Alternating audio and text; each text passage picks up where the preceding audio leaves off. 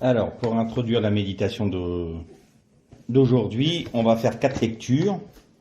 La première dans le livre d'Exode, au chapitre 16, et on va commencer au verset 1. Donc, livre d'Exode, chapitre 16, verset 1.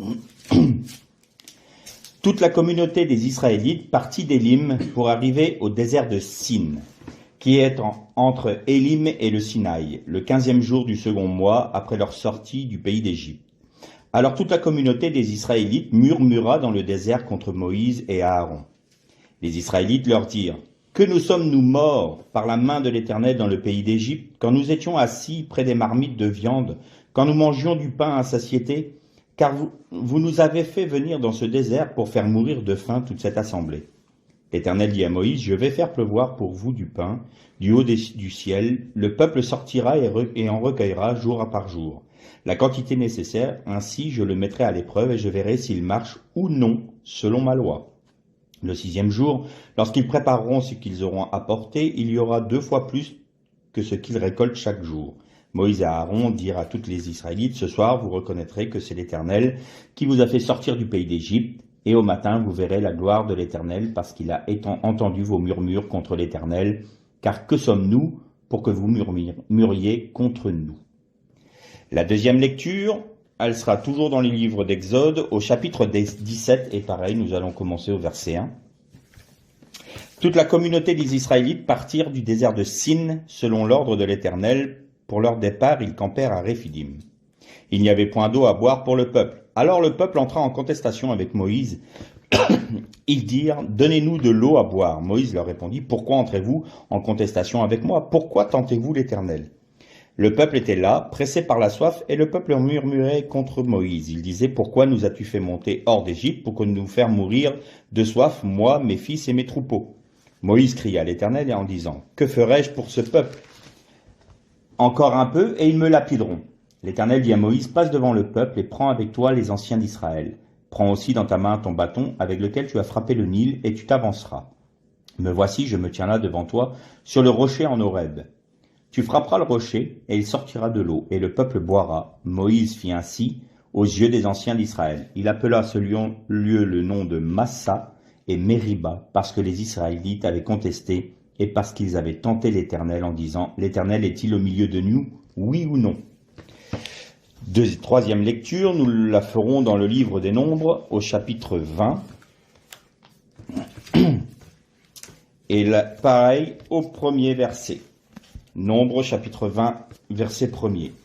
Toute la communauté des Israélites arriva dans le désert de Tsin, et non pas Sin, le 1er mois, et le peuple demeura à Kadesh. C'est là que mourut Myriam, c'est là qu'elle fut ensevelie. Il n'y avait pas d'eau dans la communauté, et l'on s'assembla contre Moïse et Aaron. Le peuple contesta avec Moïse, ils dirent : « Que n'avons-nous expiré quand nos frères expirèrent devant l'Éternel ? Pourquoi avez-vous fait venir l'assemblée de l'Éternel dans ce désert ? Pour que nous y mourions, nous et notre bétail. Pourquoi nous avez-vous fait monter hors d'Égypte pour que nous nous amenions dans cet endroit mauvais ? Ce n'est pas un endroit où l'on puisse semer, il n'y a ni figuier, ni vigne, ni grenadier, et il n'y a point d'eau à boire. » Moïse et Aaron s'éloignèrent de l'assemblée pour aller à l'entrée de la tente de la rencontre. Ils tombèrent face contre terre, et la gloire de l'Éternel leur apparut. L'Éternel parla à Moïse et dit : « Prends le bâton et assemble la communauté, toi et ton frère Aaron. Vous parlerez sous leurs yeux au rocher, et il donnera ses eaux. Tu feras sortir pour eux de l'eau du rocher, tu abreuveras la communauté et le bétail. » Moïse prit le bâton qui était devant l'Éternel, comme l'Éternel le lui avait ordonné. Moïse et Aaron convoquèrent l'assemblée en face du rocher, et Moïse leur dit : « Écoutez donc, rebelles, est-ce de ce rocher que nous vous ferons sortir de l'eau ? » Puis Moïse leva la main et frappa 2 fois le rocher avec son bâton. Il sortit de l'eau en abondance, la communauté but et le bétail aussi. Alors l'Éternel dit à Moïse et à Aaron : « Parce que vous n'avez pas cru en moi, pour me sanctifier aux yeux des Israélites, vous ne ferez pas entrer cette assemblée dans le pays que je lui donne. » Ce sont les eaux de Mériba, où les Israélites contestèrent avec l'Éternel, qui fut sanctifié parmi eux. Et la dernière lecture, nous la ferons au chapitre 21 du livre des Nombres. Et nous commencerons au verset. Je vais vous dire ça tout de suite. Au verset 4. Ils partirent de la montagne de Hor par le chemin de la mer des joncs pour contourner le pays d'Édom. Le peuple s'impatienta en route. Il parla contre Dieu et contre Moïse. Pourquoi nous avez-vous fait monter hors d'Égypte pour que nous mourions dans ce désert? Car il n'y a point de pain et il n'y a point d'eau, et nous sommes dégoûtés de ce pain méprisable. Alors l'Éternel envoya contre le peuple les serpents brûlants. Ils mordirent le peuple, et il mourut beaucoup de gens en Israël. Le peuple se rendit auprès de Moïse et dit, « Nous avons péché, car nous avons parlé contre l'Éternel et contre toi. Prie l'Éternel afin qu'il s'éloigne de nous, qu'il éloigne de nous les serpents. » Moïse pria pour le peuple. L'Éternel dit à Moïse, « Fais-toi un serpent brûlant, ou serpent d'airain, et place-le sur une perche. Quiconque aura été mordu et le contemplera, conservera la vie. » Moïse fit un serpent de bronze et le plaça sur la perche. Et si quelqu'un avait été mordu par un serpent et regardait le serpent de bronze, il conservait la vie. Nous arrêterons là nos lectures. Là, nous avons 4 exemples, 4 fois où le peuple d'Israël a murmuré contre Moïse et contre l'Éternel. Pour nous, Français, râler, murmurer, récriminer, c'est un sport national. Il faut dire les choses, on trouve ça tout à fait normal.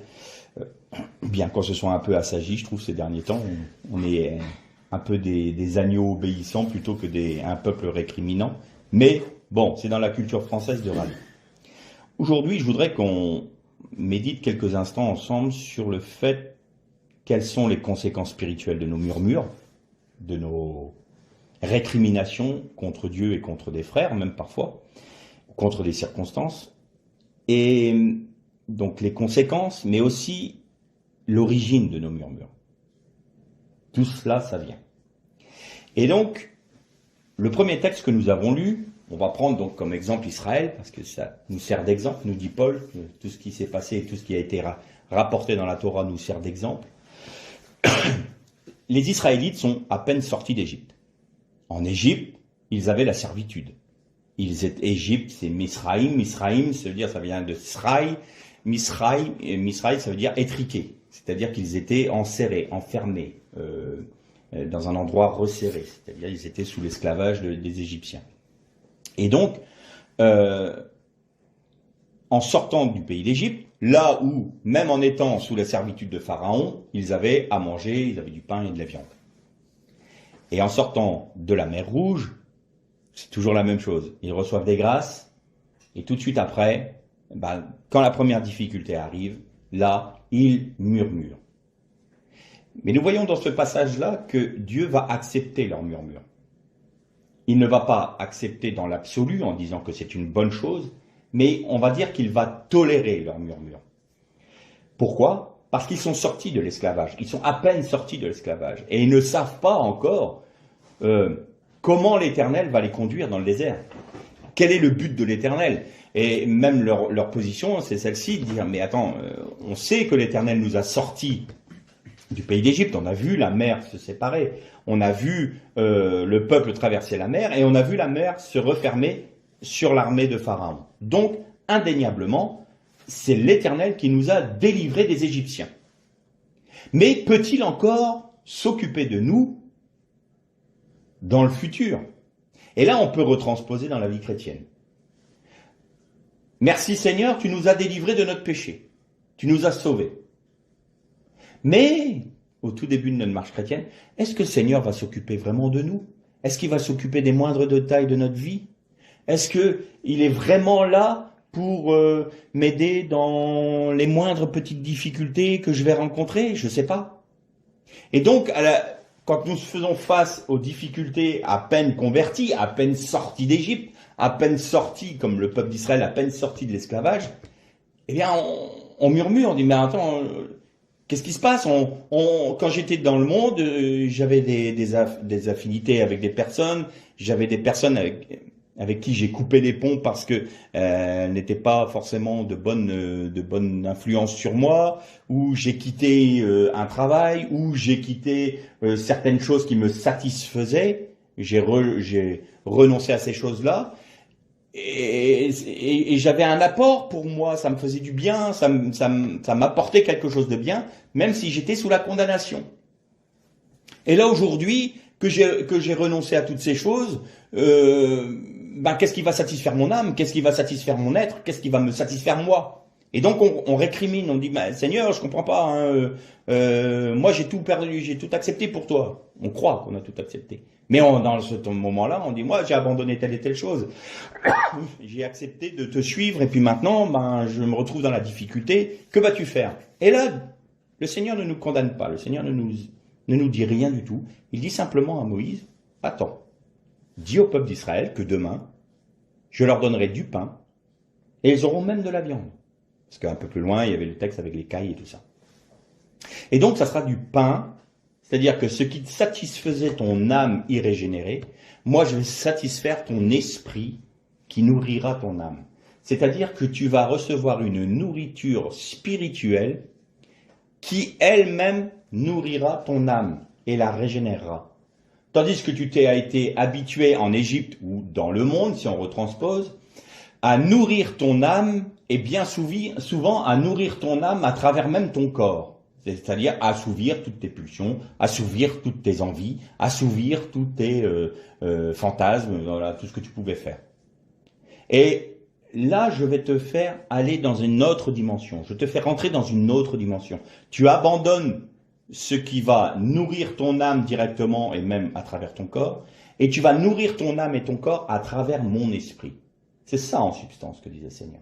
Et donc je vais te donner une nourriture céleste, la manne, et je vais te donner une chair céleste, l'écaille. Le peuple reçoit la manne, et là, ils reconnaissent que l'Éternel s'occupe d'eux dans cette marche qui est la leur. Le temps passe, donc là, ils étaient, grosso modo, Sin, le désert de Sin, c'est quand vous voyez la mer Rouge se sépare en deux branches, hein, au niveau de l'Égypte. Et donc là, le peuple d'Israël a traversé une branche et se retrouve un peu dans le sud, un peu dans l'embranchement de ce désert-là, et c'est le désert de Sin. Donc il dépend encore du pays d'Égypte, enfin du moins l'Égypte avait encore autorité sur cette région-là, et ils sont donc entre ce lieu-là de la mer Rouge et le Sinaï. Ils reçoivent la manne, ils reçoivent l'écaille. Encore là, c'est un peu difficile pour eux d'obéir à la parole de Dieu. Qu'est-ce qu'ils font? Moïse avait bien dit, pendant 6 jours, vous ramasserez de la manne. Le 6e jour, vous ramasserez le double. Vous cuirez le double, parce que le lendemain, le 7e jour, c'est un jour de Shabbat, et pendant Shabbat, vous ne ferez rien. Or, certains du peuple n'ont pas ramassé le double de manne le 6e jour, et se sont levés le matin du 7e jour, le jour du Shabbat, pour aller ramasser de la manne. Et là, Seigneur, mais jusqu'à quand n'allez-vous pas écouter mes commandements? Je vous ai fait sortir du pays d'Égypte afin de vous conduire dans le pays de la promesse. Laissez-vous conduire. Écoutez mes ordonnances. Écoutez-moi. Écoutez ce que je vous dis. Et à ce moment-là, je vous conduirai dans un pays découlant de lait et de miel, et qui est le pays que j'ai promis à vos pères. Or, là, à nouveau, les Israélites, alors, on les juge rapidement, les Israélites, mais retransposons sur nos propres vies. À chaque fois que le Seigneur nous refuse quelque chose, on est des petits enfants capricieux. Pourquoi? C'est pas normal. Si tu m'aimais vraiment, tu ferais ça pour moi. Et puis je t'ai prié déjà tant de fois, et puis tu réponds pas. Et puis tu réponds pas dans le temps que je veux. Tu réponds pas comme j'ai envie. Voilà. Et là, on est les petits enfants qui avons besoin quelquefois un peu de fessée de la part du Seigneur, parce que il faut nous éduquer. Le problème, c'est pas encore au niveau où on est des enfants spirituels et où on est un peu récriminant et murmurant comme ça. Le problème vient plus tard. Ensuite, on a la marche avec le Seigneur. Et il y a un deuxième endroit où là, le Seigneur va les mettre à l'épreuve. Le premier murmure vient du fait d'être sorti du monde et de douter de la possibilité qu'a Dieu de nous conduire dans notre vie. Ça, c'est le premier murmure. Alors, j'en ai pris 4 emblématiques, mais il y a eu plus de 10 fois, parce qu'il y a un moment, l'Éternel dit « Cela fait maintenant 10 fois que les Israélites me mettent à l'épreuve. » 10 fois, c'est la plénitude de la tentation. Et ils ont été jusqu'au bout du bout pour tenter Dieu, quoi. Et nous, il y a des moments où on fait ça aussi. Et même tout le temps. Et donc, premier murmure, bon, c'est tolérable parce que le Seigneur comprend qu'on sort du monde, qu'on doit apprendre à dépendre de lui. Donc là, il va accepter et il va répondre. Seulement, il nous dit, obéissez à ma parole et vous verrez que je vais vous conduire, que je vais vous amener là vers le but, qui est le vôtre. On en a parlé ces dernières méditations. Et là, il y a un deuxième endroit où c'est une épreuve pour Israël. Vous avez vu que je me suis occupé de vous, je vous ai donné du pain, je vous ai donné des cailles, j'ai pris soin de vous.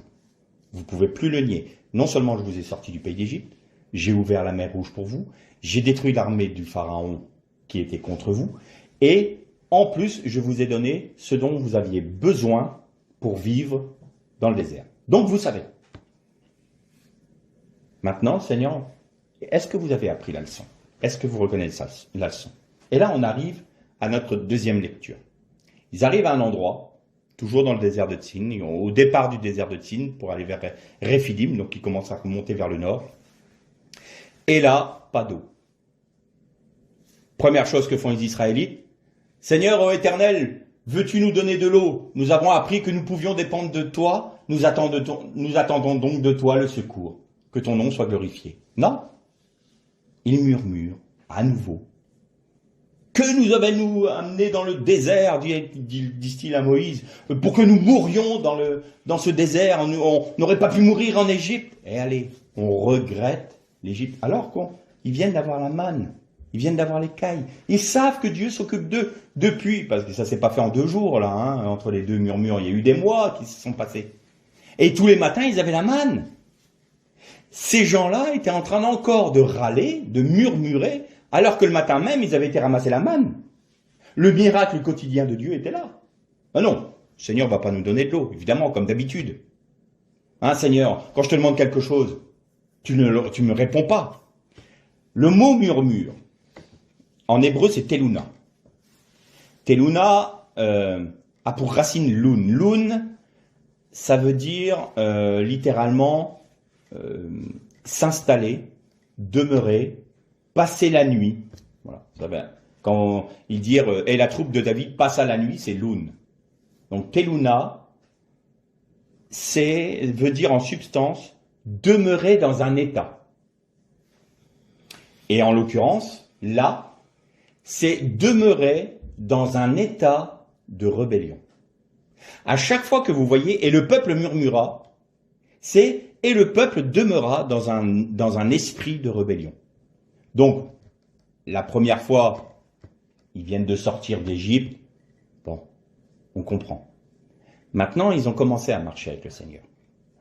Ils ont appris à dépendre du Seigneur. Ils ont appris que le Seigneur était fidèle dans ce qu'il leur donnait à chaque matin et qu'il s'occupait d'eux dans les moindres détails. Mais ils demeuraient dans un esprit de rébellion, dans la teluna. Teluna, dans les murmures de la rébellion. Et le mot rocher, quand l'Éternel dit à Moïse, tu iras au rocher, donc tu prendras les anciens. Déjà, là, on prend les anciens du peuple. Tout le peuple n'a pas vu Moïse frapper le rocher. Le mot rocher dans ce texte-là, c'est le mot tsour. Tsour en hébreu, c'est grec, c'est roc, c'est rocher, c'est une grosse pierre. Mais souvent dans la Torah, tsour est associé au nom de Dieu Elohim. Elohim, c'est le nom du Dieu créateur, c'est le nom du juge. Alors, juger, il y a 2 choses. Hein. En hébreu, le juge, c'est celui qui conduit, celui qui dirige. Le livre des juges, vous aviez Samson, vous aviez Déborah, ça c'était des juges en Israël. Quand il dit c'était les juges en Israël, c'est ceux qui conduisaient le peuple spirituellement et politiquement, quand Israël n'avait pas de roi. Après ça a changé parce que Israël a réclamé un roi. Donc juge, ça veut dire d'une part celui qui dirige, celui qui conduit le peuple, mais aussi celui qui juge du bien et du mal. Donc, dans la notion d'Elohim, c'est le Dieu créateur, le Dieu 3 fois saint, celui qui juge les nations. Et ce rocher-là s'appelait donc Tsour. Et ce rocher-là devait être frappé. Là, l'Éternel demande à Moïse de frapper le rocher. Et vous allez voir que c'est un type, ce passage-là est un type de l'œuvre du Christ. Nous savons par l'apôtre Paul que le rocher qui suivait Israël tout le long de son périple, c'était Jésus-Christ. Paul, dans son épître, dit « Le rocher qui suivait Israël était le Christ ». Donc là, il n'y a pas de doute. Mais alors pourquoi l'Éternel demande à Moïse de frapper le rocher? Eh bien, c'était en substance, dire, le peuple récrimine. Le peuple pêche. Le peuple s'en prend à Dieu. Mais celui qui va être frappé, c'est le rocher. C'est Tsour. Et il va être frappé par qui? Par Moïse, qui est la loi. Et, étonnamment, ce mot Tsour est intimement lié à Elohim, celui qui juge. Il y a dans le Talmud, il y a un midrash qui est très intéressant, qui nous dit chaque matin, l'Éternel est sur son trône de justice, c'est-à-dire la Gévoura. C'est le trône de la rigueur, le trône de la justice. Gévoura en hébreu, c'est rigueur.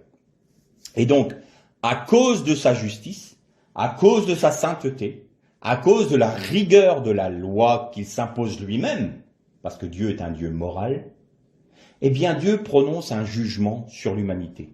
Et le jugement, c'est la mort. Et ce Midrash nous dit, une fois qu'il a prononcé ce jugement, Dieu se lève de son trône de la Gévoura et va sur le trône du Chesed. Le Chesed, c'est la miséricorde. C'est l'amour, la compassion, la bonté, la miséricorde de Dieu. Ça veut dire tout ça. Chesed en hébreu, c'est ça. Donc vous avez la Gévoura, vous avez le Chesed de Dieu. Et une fois qu'il s'assoit sur le trône du Chesed, il dit, à cause de ma compassion et à cause de mon amour, à cause de ma bonté, je suspends le jugement que je viens de prononcer afin que le pécheur ait la possibilité de se repentir. Car je souhaite que tout homme se repente et ne meure pas. Voilà ce qui nous aide un peu à expliquer la différence. Donc, pour revenir à notre méditation et à notre texte, là, le Christ, le rocher, a été frappé par la loi à cause d'un peuple qui transgressait la loi. Alors vous allez me dire, mais ils n'avaient pas encore reçu la loi. Ils avaient reçu des commandements. Vous vous lèverez chaque matin pour prendre la manne. Le 6e jour, vous prendrez 2 fois. Certes, ils n'avaient pas eu les 10 commandements, le décalogue, mais ils avaient déjà des instructions de l'Éternel. Vous ferez comme ci, vous ferez comme ça, vous dépendrez de moi. Donc là, ils avaient une forme de loi. Et donc, le peuple d'Israël, là, murmure. Non, nous étions mieux dans le monde, nous étions mieux en Égypte. C'est bizarre comme quoi ils avaient oublié qu'ils étaient prisonniers, qu'ils étaient esclaves, qu'ils ne faisaient pas ce qu'ils voulaient. Mais là qu'ils ont la liberté, oui, mais maintenant qu'on a la liberté, on ne veut pas dépendre de Dieu. En substance, c'est ça. Et qui est frappé par ça? C'est le rocher, c'est Christ. Et ça nous rappelle l'œuvre de la croix, n'est-ce pas? En type.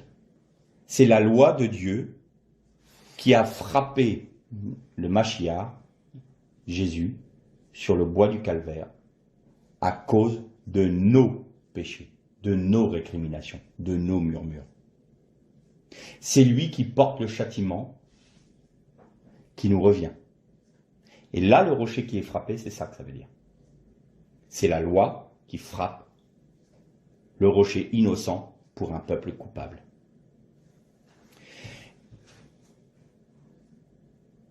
Le rocher est frappé et il sort de l'eau devant les anciens du peuple. Je vous avais dit il y a quelque temps que l'Église n'est pas née le jour de la Pentecôte. C'est pas juste. Le jour où l'Église est née, c'est quand le côté de notre Seigneur a été percé. Et quand le Seigneur a été percé, donc c'est son côté, c'est comme le côté d'Adam. C'est pas la côte d'Adam, c'est le côté d'Adam. La femme a été tirée du côté d'Adam. Et donc l'Église, ceux qui allaient accepter le sacrifice de Jésus pour leur vie, sont nés à ce moment-là de l'eau et du sang. Qu'est-ce que ça veut dire? Tout comme l'eau du rocher, les anciens du peuple ont discerné qu'il y avait quelque chose qui était en construction, qu'il y avait quelque chose de grand, il y avait quelque chose de puissant dans ce rocher.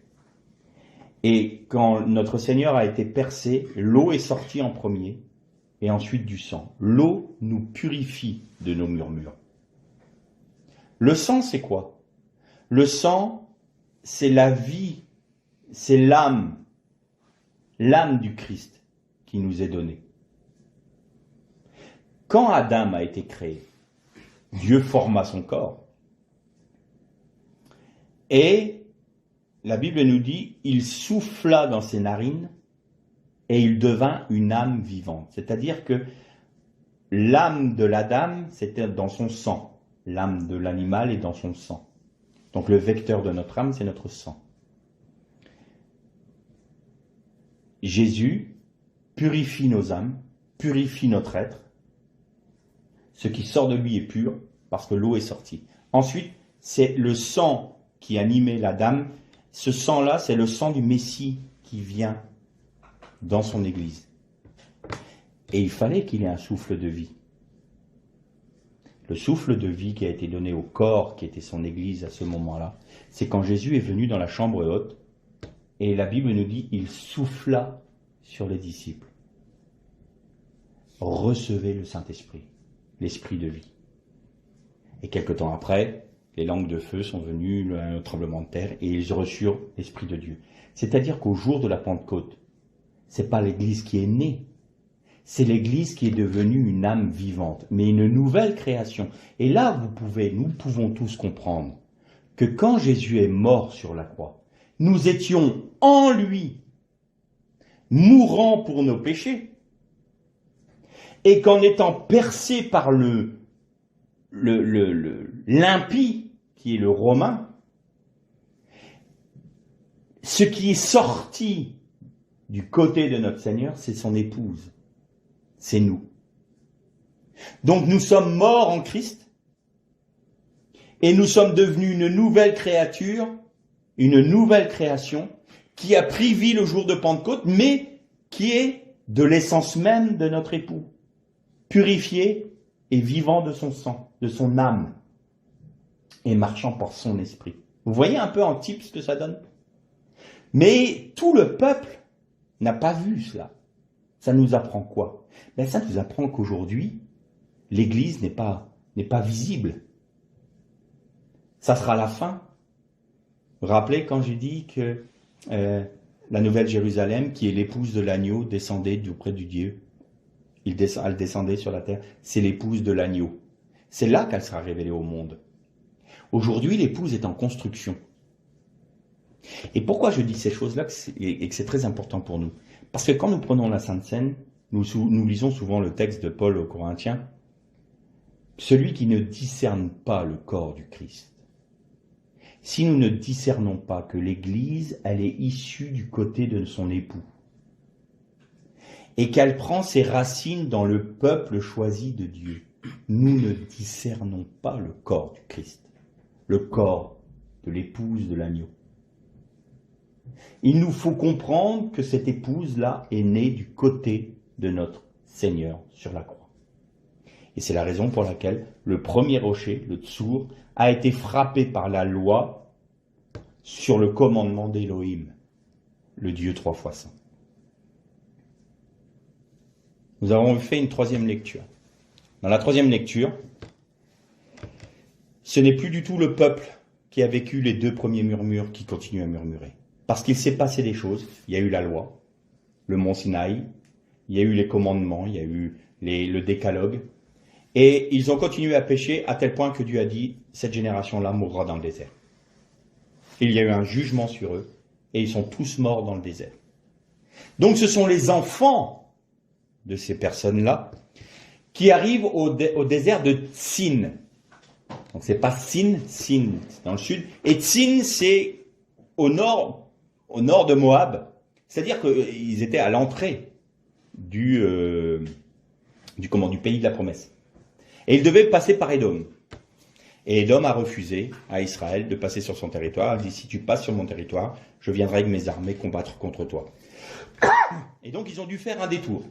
Détour tout le pays d'Édom. Donc si vous prenez la mer Morte, vous regardez la mer Morte sur une carte d'Israël, donc on l'a déjà vu, la mer de Galilée en haut, le Jourdain, la mer Morte, eh bien tout le sud de la mer Morte, c'est Édom. Ensuite vous avez les Ammonites, non, vous avez les Moabites et les Ammonites. Et donc, ils étaient là au niveau de Moab. Donc, ils n'étaient pas loin, ils arrivaient au pays des Ammonites et ils allaient aller rentrer dans le pays. Donc, ils avaient contourné tout le pays d'Édom au sud pour remonter vers Moab et les Ammonites et rentrer dans le pays. Et comme ils avaient fait un détour, et là, à nouveau, ils eurent soif. Les enfants, là, ils avaient vu leur père. Ils avaient vu les rébellions de leur père. Ils avaient vu les jugements de Dieu contre cette rébellion, contre ces murmures. Et ils n'ont pas retenu la leçon. Et on entend toujours le même discours. C'est-à-dire qu'eux ont quand même connu les premiers, ils ont su qu'il y avait les premiers murmures, que Dieu avait donné la manne et l'écaille. D'ailleurs, ils en bénéficient encore. Ils ont su par leurs parents qu'ils avaient reçu la Torah, qu'ils avaient reçu les commandements. Ils ont vu la gloire de l'Éternel reposer sur la tente d'assignation du Mishkan, c'est-à-dire du tabernacle. Ils voyaient Dieu les diriger le jour par une colonne de nuée et la nuit par une colonne de lumière, une colonne de feu. Ils font un détour, donc ça ne marche pas comme ils ont envie.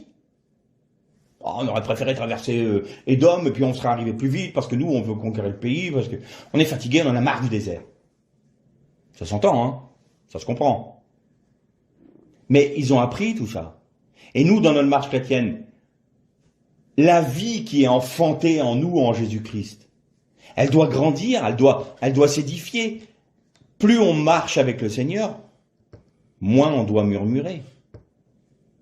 Et pourtant, on continue à murmurer, comme ce peuple.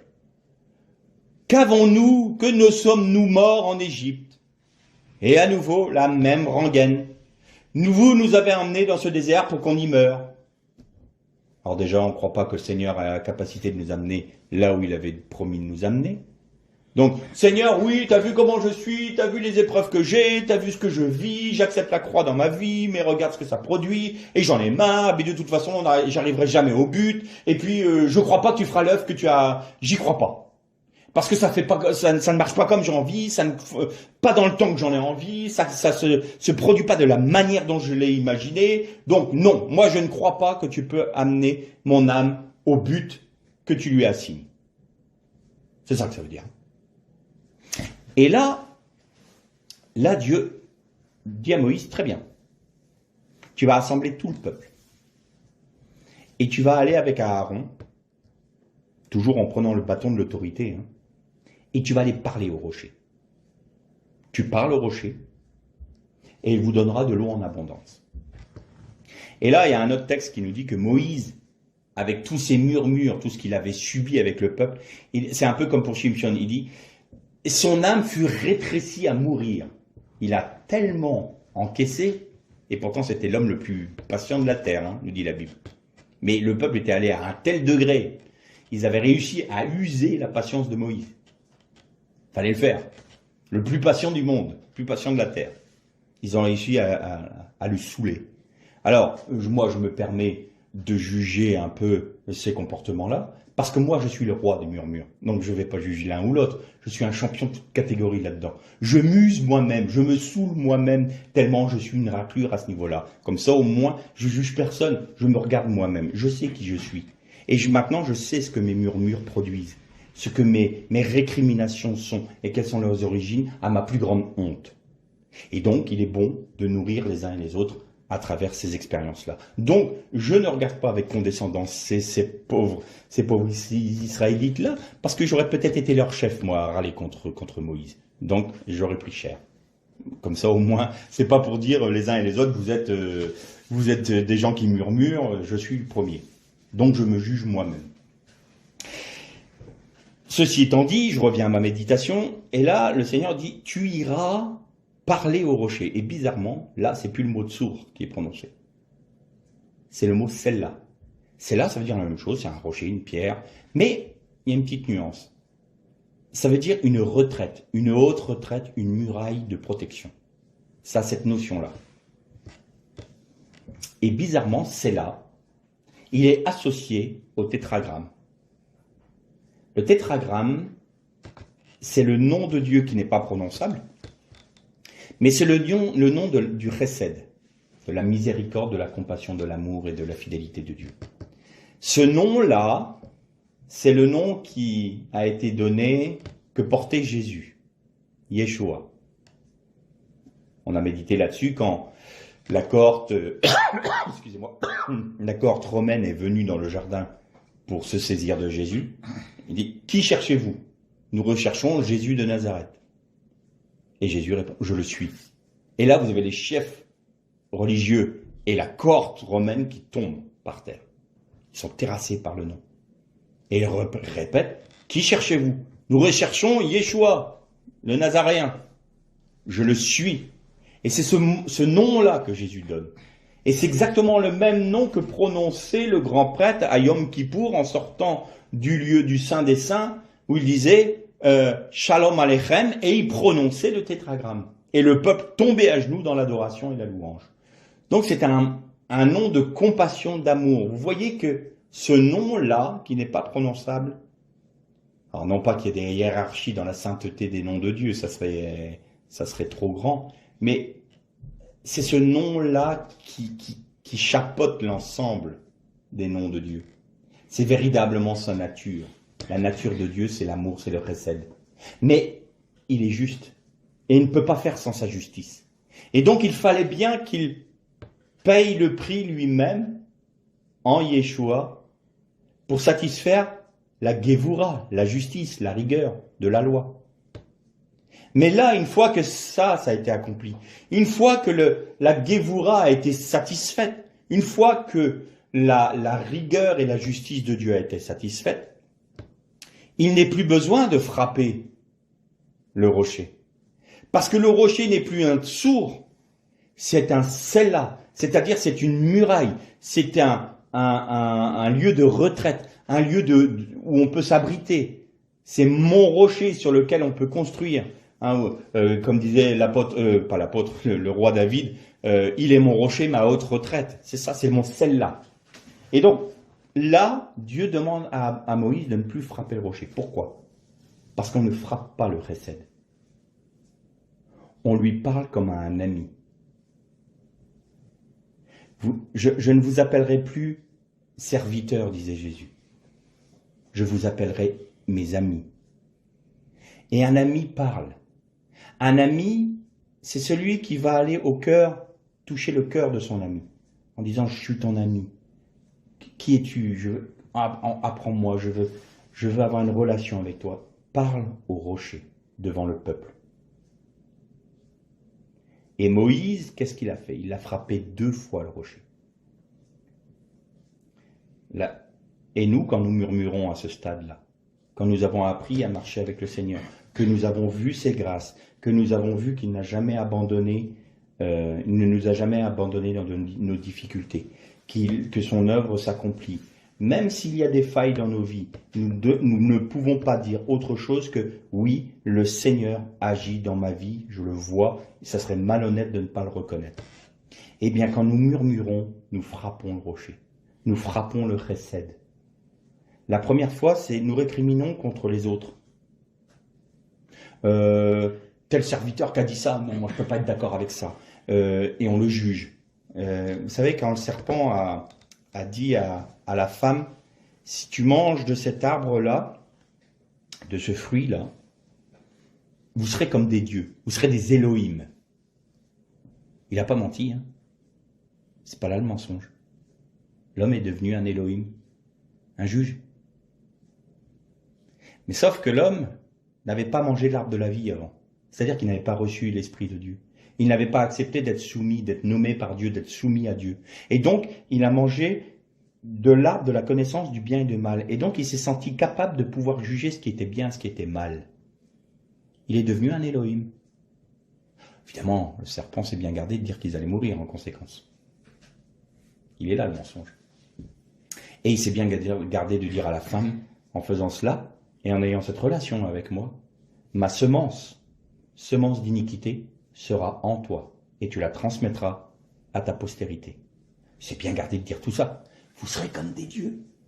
Vous allez avoir la capacité de juger de ce qui est bien, de ce qui est mal. Et depuis lors, l'homme croit qu'il est capable de juger ce qui est bien et ce qui est mal. Et on en arrive à un tel point, parce qu'il écoute son âme irrégénérée, puisqu'il n'accepte pas l'Esprit de Dieu, eh bien qu'on appelle le bien mal et le mal bien. Aujourd'hui, on nous demande d'être tolérants avec des personnes qui pêchent. Et que si nous n'acceptons pas le péché de ces personnes, nous sommes des intolérants. Mais en même temps, dans notre société aujourd'hui, ceux qui n'acceptent pas, comment on pourrait appeler ça, le diktat de notre gouvernement, c'est eux qui sont intolérés. Je parle de la vaccination, on va dire les choses clairement. Ceux qui sont non vaccinés, on a le droit d'être intolérant contre eux. Le bien, mal, le mal, bien. Je ne suis pas en train de parler du bien fondé ou non de la vaccination, je parle du principe. Il y a le droit d'être intolérant avec une certaine catégorie de personnes, donc en règle générale avec les religieux, avec les chrétiens particulièrement. Ça, on peut être intolérant contre eux, c'est de bonne guerre, c'est bien, c'est parfait. Eux, ils méritent d'en prendre plein la tête. Par contre, celui qui pêche, celui qui va être un terroriste, parce qu'apparemment un terroriste a le droit de toujours être un citoyen français, et visiblement, d'après le président des Français, celui qui ne se fait pas vacciner n'a plus le droit d'être un citoyen. Donc je pense que là, il vaut mieux être terroriste que non vacciné en France. Ça, je ne le savais pas, on vient de l'apprendre, c'est parfait, au moins comme ça, les choses sont très claires. Donc on a le droit d'être tolérant pour une certaine catégorie de personnes, et intolérant avec une autre. Mais en règle générale, c'est ceux qui aiment Israël, et c'est ceux qui sont chrétiens. Bon, je ferme ma parenthèse là, j'ai dit ce que j'avais à dire. Et donc, on pense pouvoir juger ce qui est bien et ce qui est mal. Et on voit bien qu'on est complètement à côté de la plaque. Vous serez des Elohim. Et là, du coup, on juge. On va juger nos frères, on va juger nos sœurs sur leur façon de vivre et tout ça. Et on n'est plus dans le chesed, on n'est plus dans la compassion, on n'est plus dans l'amour. On est dans le jugement. Et ce faisant, nous frappons le chesed, nous frappons le rocher. Et nous frappons la première table de la loi. La deuxième, pardon. La première table, c'est tout ce qui concerne notre comportement et notre attitude envers Dieu. La deuxième table de la loi, c'était tout ce qui concernait notre attitude et notre comportement envers notre prochain. Eh bien, nous frappons la première table de la loi. Et le deuxième, on ne va pas dire que c'est ça. Seigneur, telle circonstance dans ma vie, je ne l'accepte pas, je n'accepte pas les circonstances dans lesquelles tu me mets. En clair, on n'accepte pas la main de Dieu sur notre vie. On n'accepte pas sa discipline. On n'accepte pas d'être conduit par lui. Parce que ça ne va pas comme on en a envie, ça ne va pas dans le temps qu'on a envie, et puis ça ne cadre pas avec nos pensées. Ça ne marche pas. Ça ne nous convient pas. Ton œuvre, Seigneur, oui, mais à partir du moment où moi, je suis satisfait dans l'œuvre que je discerne. Je veux me satisfaire de l'œuvre que tu fais dans ma vie. Donc mon but n'est pas de te satisfaire toi, c'est de me satisfaire moi. Donc je murmure. Donc je n'accepte pas. Donc je récrimine. Donc je frappe la première table de la loi. Je frappe Dieu lui-même, le chesed de Dieu. Qu'est-ce que veut Dieu? Il veut qu'à travers notre marche dans le désert, à l'instar du peuple d'Israël, nous apprenions à vivre selon son cœur, son commandement, selon ses ordonnances, de manière à ce que la loi qui a été gravée sur des tables de pierre se grave sur nos cœurs de chair. Et si nous laissons notre tempérament à murmurer, le tempérament de Philippe de Houx, qui murmure tout le temps, qui est prompt à râler, qui est prompt à récriminer, si je laisse cet esprit-là continuer, si je demeure dans cet esprit de rébellion, eh bien j'empêche la loi de Dieu de s'inscrire sur mon cœur de chair. Et donc la loi devient un cœur, une table de pierre. Et donc je deviens légaliste. Légaliste. Bah oui, si vous êtes légaliste, vous êtes des Elohim, des juges. Si la loi est en dehors de votre cœur et qu'elle est sur des tables de pierre, vous jugez les autres, vous jugez les circonstances, vous jugez même Dieu selon l'idée que vous faites de la Gévoura, de la rigidité, de la rigueur, de la justice. Donc vous êtes des juges. Vous n'êtes pas des enfants du chesed. Vous n'avez pas des entrailles de compassion. Mais si vous laissez, en parlant au rocher, c'est-à-dire dans une communion intime avec Dieu, vous laissez l'Esprit du Christ, l'Esprit de Dieu venir en vous pour inscrire dans vos cœurs la loi sur vos cœurs de chair. Alors, la justice de Dieu, dans l'obéissance à la loi de Dieu, et pour votre prochain, transcendé par le chesed de Dieu, par la compassion de Dieu. Et vous ne jugez plus les autres. Vous discernez, mais sans juger. Vous voyez la différence? Discerner, vous pouvez discerner le péché chez votre frère, chez votre sœur. Et vous pouvez lui dire, avec une parole sous la conduite du Seigneur, bien sûr, regarde frère, ça c'est pas selon le cœur de Dieu. Mais c'est pas à vous de juger s'il est bon chrétien ou pas bon chrétien. À partir du moment où vous murmurez, on est pire que lui. Il peut avoir une faille dans sa vie, mais moi en murmurant, je suis un rebelle. Moi en murmurant, je suis un fils de Satan. Il faut dire les choses. Parce que l'origine de ce nom-là, murmure, c'est quoi? C'est l'esprit de l'Antichrist. L'origine de nos murmures vient de l'esprit de l'Antichrist. Il vient de Nimrod, qui s'appelait le rebelle. Et quand les enfants d'Israël ont murmuré, Dieu a dit, tu diras à Israël, ces enfants de rébellion. C'est clair. Le rebelle, c'est Nimrod. Le rebelle, c'est Satan. Le rebelle, l'esprit. Demeurer dans l'esprit de rébellion, c'est demeurer sous l'emprise de l'esprit de l'Antichrist. C'est ça l'origine de nos murmures. Et donc nous arrivons au terme de notre méditation, au dernier passage. Là, ils ont vu que Moïse a été jugé par Dieu parce qu'il n'a pas parlé au rocher. Et le peuple a vu que Moïse n'avait pas sanctifié le nom de l'Éternel devant eux. Alors je vais nuancer le fait que Moïse n'est pas rentré dans le pays un peu plus à la fin de la méditation. Mais là, le jugement est tombé tout de suite. Tu n'entreras pas dans le pays de la promesse. Et dans le chapitre suivant du livre des Nombres, qu'est-ce que l'on voit? On voit le peuple d'Israël, ça recommence. Et il remurmure. Mais là, ça va beaucoup plus loin. Là, ça va beaucoup plus loin. Parce que du coup, les premiers murmures, c'est « Ah, bah ça ne va pas comme j'ai envie, ça ne cadre pas avec ma pensée, ça ne plaît pas, Seigneur. » Et là, on arrive, si on demeure toujours, vous avez vu le crescendo dans les 4 murmures que l'on a vus là?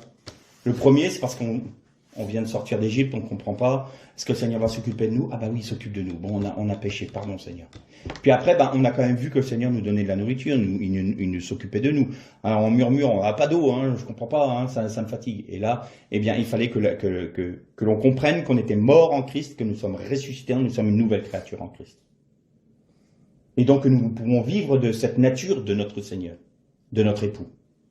Et puis, là, on arrive au point où, au lieu de le traiter, notre Dieu, comme un ami, comme « Seigneur, j'ai appris de ton cœur, je sais que tu es aimant, tu es le chesed, j'ai appris que tu étais le chesed. » Eh bien, au chesed, je m'adresse en parlant, en l'adorant, en le bénissant. Maintenant, je le frappe encore, parce que ça ne me satisfait pas. Eh bien, si je demeure encore dans mon murmure, on arrive au dernier degré. Et c'était quoi le dernier degré? C'était « on en a marre de cette nourriture ». Ce que Dieu nous donne, les mots sont durs. Nous sommes dégoûtés. Dégoûté, en hébreu, c'est koutz. Koutz, ça veut dire littéralement détester, abhorrer et ressentir une aversion pour cette chose. Les Israélites ont dit, la manne, nous l'avons en aversion. coûte, on l'abhorre, on ne supporte, on en vomit, on déteste ce que Dieu nous propose. Et pourquoi on déteste cette nourriture? Parce qu'elle est misérable. Et misérable, c'est kélokel en hébreu. Kélokel, c'est quelque chose qui n'a aucune valeur, qui est indigne, qui est méprisable. Vous imaginez les termes employés. Seigneur, ton œuvre que tu as fait dans ma vie, que j'ai vue depuis le début, je la déteste, je la bore, je la vomis. Et je la vomis parce qu'elle n'a aucune valeur, elle est méprisable, elle ne vaut rien à mes yeux. Conséquence, le serpent ancien les a mordus. Et là, les serpents sont venus, ont mordu le peuple. Nos murmures, si nous persistons dans cette rébellion en murmurant, nous serons immanquablement remordus par le serpent ancien. Et la seule possibilité pour nous, c'est de nous repentir vraiment en abandonnant nos murmures au pied de la croix, en regardant que sur la croix, le serpent demeure sur la croix, que ce n'est plus le Fils de l'homme qui est dessus, c'est le serpent. Mais là, nous sommes arrivés à un tel degré que c'est extrêmement grave. Nous sommes à nouveau remordus par le venin qui avait été ôté par le sacrifice de Jésus, à nouveau nous mord. Ça, c'est le but de Satan pour nos vies. Et ça, c'est la mise en garde que je nous donne, et que le Seigneur nous donne à nous tous. Ne restez pas dans un esprit de murmure et de rébellion, parce que c'est l'esprit de l'Antichrist, et c'est au bout du compte Satan qui vous mordra, et vous en mourrez. Spirituellement, j'entends. Vous en mourrez. Et la seule possibilité, si possibilité il y a, c'est la repentance en Jésus-Christ. Mais ce n'est pas une petite chose. Moi, je me souviens qu'au tout début que j'apprenais à marcher avec le Seigneur, il y a des moments où je me vantais entre guillemets, auprès d'un frère avec qui je m'entends très bien. Et je disais, moi j'ai dit ce que je pensais au Seigneur. Hein. Moi, je lui ai dit ce que je pensais. Hein. Et puis quand ça va pas, je vais dans la forêt là-bas et j'hurle. Tu verrais les arbres, ce qu'ils peuvent raconter derrière une fois que je suis passé. J'ai pas réalisé ce que je faisais. Mais j'étais un rebelle, j'étais un moins que rien. J'étais quelqu'un qui dédaignait ce que Dieu avait fait pour moi, qui dédaignait ce que Dieu faisait encore pour moi. J'étais quelqu'un qui n'était pas satisfait dans sa petite personne, qui ne satisfaisait pas sa petite âme irrégénérée, et qui osait encore lever les yeux contre mon Dieu pour lui dire de quel droit tu permets ça dans ma vie. Et quand j'ai vu que le Seigneur m'a montré ce que c'était la rébellion, mais alors quelle humiliation! Quelle humiliation! Le dernier point de notre rébellion et de nos murmures, c'est nous allons détester jusqu'à trouver sans valeur l'œuvre de Dieu dans nos vies. C'est une horreur. C'est une horreur. Mes frères et sœurs, les murmures, les récriminations contre Dieu ou contre ce que le Seigneur nous propose dans nos vies sont issus de l'esprit de l'Antichrist. Ça, c'est se prosterner devant l'image de la bête. Il faut sortir de Babylone. Il faut sortir de ça. Il ne faut pas accepter aucun murmure, aucune récrimination. Ce que le Seigneur nous donne, nous nous satisfait pleinement, parce que c'est selon son cœur.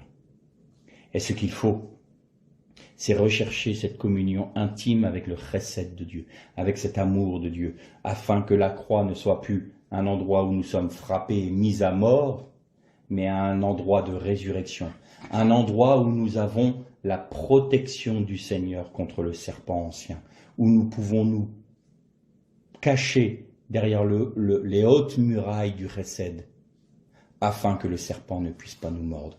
Mais si nous persistons à rester hors du mur, hors du celle-là, hors du rocher qui est le chesed de Dieu, alors nous irons jusqu'à la rébellion ultime qui dira « Je dénigre tout ce que Dieu me donne, tout ce que Dieu m'a proposé, et je le rejette. » et je l'abhorre. Alors le serpent nous mordra. Que le Seigneur vous bénisse.